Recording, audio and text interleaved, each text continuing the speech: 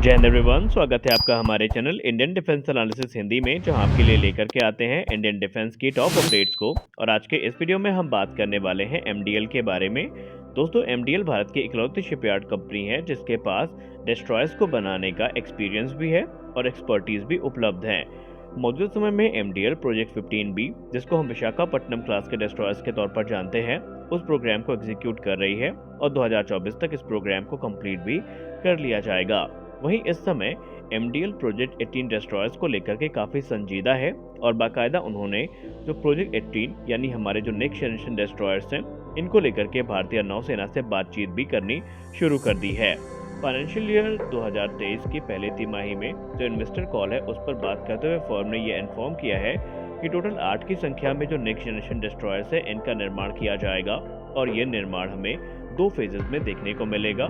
जो पूरा प्रोजेक्ट होगा, इसकी जो एस्टिमेटेड कॉस्ट आएगी वो तकरीबन $10 बिलियन की आने वाली है। और इसके लिए बाकायदा एमडीएल नए जो फ्लोटिंग ड्राई रॉक हैं, इनको खरीदने की तैयारी कर रहा है, जो कि इस 10,000 टन वजनी नेक्स्ट जनरेशन डिस्ट्रॉयर्स को एकोमोडेट कर सकें। दोस्तों, प्रोजेक्ट 18 डिस्ट्रॉयर की बात करें तो इसमें जो सबसे उल्लेखनीय परिवर्तन हमें देखने को मिलेगा, उल्लेखनीय चेंज देखने को मिलेगा, वो होगा इसका रेडार सिस्टम। भारतीय नौसेना की अभी तक जितने भी वॉरशिप्स हैं, सब में हमें इजराइल द्वारा निर्मित MF स्टार, जो कि एक मैस्ट माउंटेड रेडार सिस्टम है, वो देखने को मिलता है। लेकिन प्रोजेक्ट 18 डिस्ट्रॉयर्स में इसको रिप्लेस किया जाएगा और जो रेडार इसको रिप्लेस करेगा, उसका निर्माण defence research and development organisation के द्वारा किया जा रहा है, जिसे हम लॉन्ग रेंज मल्टीफंक्शन रेडार यानी LRMFR के नाम से जानेंगे। INS अन्वेष, जो कि एक टेक्नोलॉजी डेमोन्स्ट्रेशन वेसल है, जिसका निर्माण defence research and development organisation के द्वारा कोचिन शिपयार्ड लिमिटेड में किया जा रहा है, उसमें एक विशेष हाउसिंग को फिट किया गया है, जहां पर एक नए टाइप का dual panel long range radar system, जिसका निर्माण LRDE के द्वारा किया जा रहा है, जिसे हम लॉन्ग रेंज मल्टीफंक्शन रेडार यानी LRMFR के नाम से जानेंगे, उसको इंस्टॉल किया जाएगा। ये एक एक्टिव फेज्ड एरे रेडार होने वाला है, जिसकी रेंज 500 किलोमीटर से भी ज्यादा होगी और ये एक ऑक्टागोनल फेस प्लेट को फीचर करेगा, जिसका डायमीटर अप्रोक्सीमेटली 5.5 से लेकर के 6 मीटर्स का होने वाला है। इस प्रकार से मैस माउंटेड रेडार की जगह पर जो नेक्स्ट जनरेशन डिस्ट्रॉयर्स है, उसमें multi phased active phase array radar यानी APAR इस्तेमाल किया जाएगा, जो कि LRMFR पर आधारित होंगे। हमारे नेक्स्ट जनरेशन डिस्ट्रॉयर्स में हमें 2 टाइप के जो मेन APR हैं यानी एक्टिव फेस एरे रेडार्स हैं, वो देखने को मिलेंगे। एक शॉर्टर वेवलेंथ के साथ होगा तो दूसरा लॉन्गर वेवलेंथ के साथ हमें देखने को मिलेगा। और जो लॉन्ग रेंज मल्टीफंक्शन रेडार है, बेसिकली ये टारगेट ट्रैकिंग के किरदार को निभाएगा, जो कि हमारे surface to air missile system और बैलिस्टिक मिसाइल डिफेंस के लिए बहुत ज़्यादा महत्वपूर्ण है।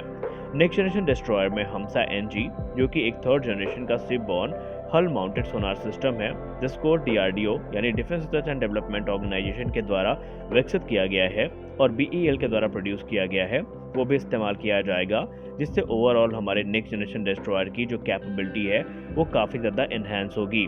और भी कई सारे जो उल्लेखनीय परिवर्तन हैं और state of the art systems हैं, वो इस वॉरशिप में इस्तेमाल किए जाएंगे, जिसके बाद ये भारतीय नौसेना के सबसे एडवांस डिस्ट्रॉयर के तौर पर जाने जाएंगे।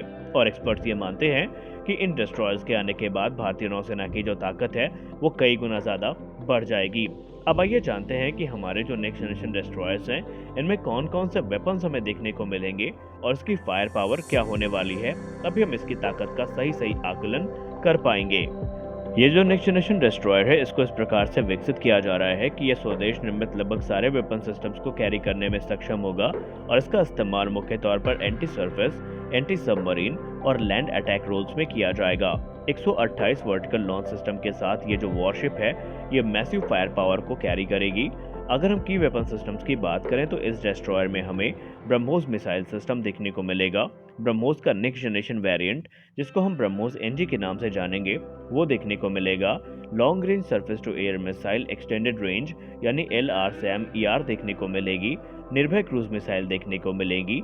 Medium range surface to air missile system यानी MRSAM देखने को मिलेगा। Extra long range surface to air missile system यानी EXAR-SAM देखने को मिलेगा।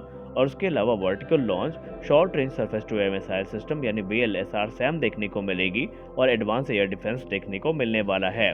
दरअसल MR-SAM, EXAR-SAM जो है ये हमारे इरैट्स का हिस्सा होंगे, यानी extended range surface to air missile system programme के अंतर्गत ये बनाए जा रहे हैं। इसके अलावा इन डिस्ट्रॉयर्स को lighter smart anti submarine warfare missile से भी इक्विप किया जाएगा, जो कि एनिमी सबमरीन्स को टारगेट करने की कैपेबिलिटी के साथ में आएंगे, और इसमें एडवांस टॉर्पीडो डेकॉय सिस्टम भी इस्तेमाल किया जाएगा।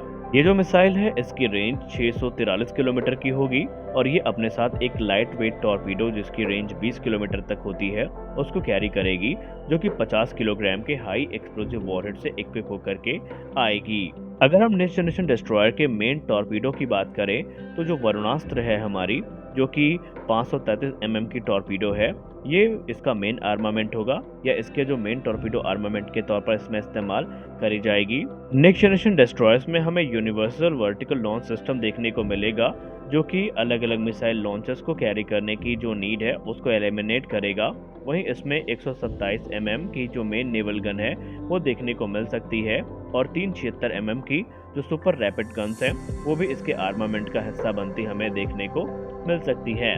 वहीं रिपोर्ट्स में तो ये भी कहा जा रहा है कि भारतीय नौसेना ये भी प्लान कर रही है कि नेक्स्ट जनरेशन डिस्ट्रॉयर को डायरेक्टेड एनर्जी वेपन्स से भी इक्विप किया जाए, और बाकायदा इसके लिए डीआरडीओ इस समय 100 किलोवाट का जो एक डायरेक्टेड एनर्जी वेपन सिस्टम है उसको विकसित भी कर रही है, जिसको हम दुर्गा 2 के नाम से जानेंगे। डिफेंस पीएसयू के द्वारा ऑलरेडी एक 25 किलोवाट का डायरेक्टेड एनर्जी वेपन सिस्टम विकसित किया गया है, जो कि बैलिस्टिक मिसाइल को 5 किलोमीटर की दूरी से ही न्यूट्रलाइज करने में सक्षम होगा। भारत इलेक्ट्रॉनिक्स लिमिटेड ऑलरेडी एक लेजर डैजलर को प्रोड्यूस कर रही है, जो कि इंडियन नेवी वॉरशिप्स में इस्तेमाल किए जाएंगे।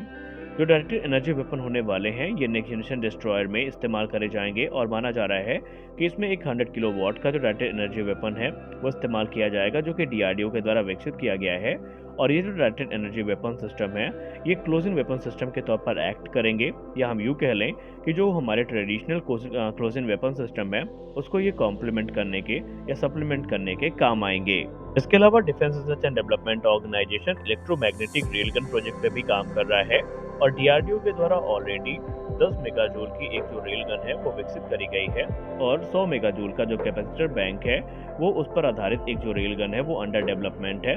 और माना जा रहा है आने वाले समय में जब इस रेल गन का डेवलपमेंट वर्क पूरा हो जाएगा तो उसे भी हमारे जो नेक्स्ट जनरेशन के डिस्ट्रॉयर्स हैं उसमें इक्विप किया जाएगा।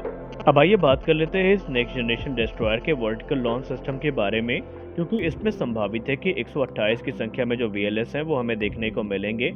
हम लोग हमेशा से ही भारतीय नौसेना की जो वॉरशिप्स हैं उनके वीएलएस को लेकर के चिंतित रहे हैं, और उनमें जो मिसाइल कैरिंग कैपेसिटी है वो हमारे लिए एक प्रश्न चिन्ह के तौर पर हमेशा बनी थी। लेकिन माना जा रहा है कि अब वॉरशिप डिजाइन ब्यूरो ने इस बात को काफी सीरियसली लिया है, और हाल ही में इंडियन नेवी के द्वारा एक वीडियो रिलीज किया गया था जहां पर next generation combat management system को प्रदर्शित किया गया था। और उस वीडियो में अगर आप एक चीज नोटिस करेंगे तो आपको पता चलेगा कि इसमें 8 सेल की जो वीएलएस है इनको 3x3 के कॉन्फ़िगरेशन में अरेंज किया गया है, यानी वॉरशिप के फ्रंट में आपको टोटल 72 वर्टिकल लॉन्च सिस्टम देखने को मिलेंगे। और यहाँ पर क्लियर नहीं है कि जो वीएलएस हैं वो पिछले हिस्से में कितने हैं, यानी वॉरशिप्स के एफ्ट में कितने वीएलएस हमें देखने को मिलेंगे। लेकिन क्योंकि ये वॉरशिप अधिकतर हमें फ्रंट से ही देखने को मिली है, और एक अनुमान के हिसाब से जो फ्रंट में वीएलएस है वो ज़्यादा है। लेकिन अगर हम एक सिनेरियो के हिसाब से मान लेते हैं कि दोनों अगर सेम साइज़ के हैं तो इस डिस्ट्रॉयर में हमें 144 वीएलएस टोटल देखने को मिलेंगे।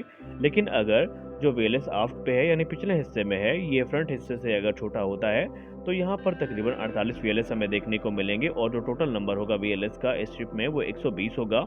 इसके अलावा इसमें 8 स्लैंट लॉन्चर्स भी इस्तेमाल किए गए हैं, और हमारे ओपिनियन के हिसाब से इसमें 120 वीएलएस और 8 स्लैंट लॉन्चर्स होने वाले हैं, जो कि इस वॉरशिप की फायर पावर को बहुत ज़्यादा इन्हेंस करेंगे।